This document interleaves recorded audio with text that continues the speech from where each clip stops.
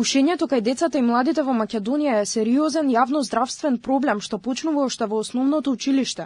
Наместо да бидат заштитени од законите, малолетниците лесно доаѓаат до цигари, а никотинот станува дел од нивното секојдневие, на возраст кога допрва се формираат навиките. Најновите истражувања покажуваат дека речиси 3/4 од младите пушачи започнуваат со оваа штетна навика пред да наполнат 13 години, додека продажбата на цигари на малолетници во најголем дел поминува без никакви пречки. Податоците се алармантни и укажуваат на системски пропусти во превенција, контролата и заштитата на децата од тутунската зависност. Просечната возраст на започнување со пушење во Македонија е 13,5 години, што значи дека пушењето почнува уште во основно училиште. Според ЕСПА 2024, 33% од учениците на возраст од 15 и 16 години барем еднаш пробале цигара, а 24% пушеле во последните 30 дена.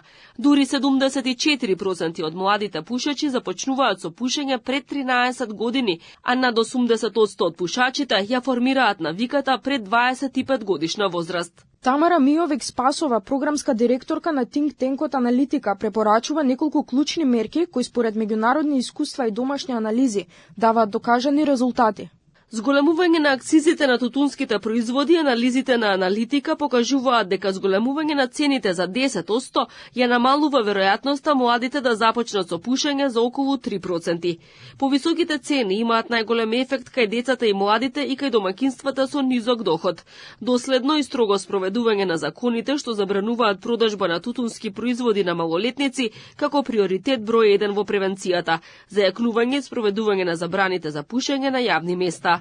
Изложеноста на никотин во детската возраст го зголемува ризикот од хронични заболувања и кардиоваскуларни проблеми. Од СЗО исто така предупредуваат дека овие ефекти не се ограничени само на активните пушачи, туку сериозно ги погодуваат и децата и младите кои се изложени на пасивно пушење во домовите и јавните простори.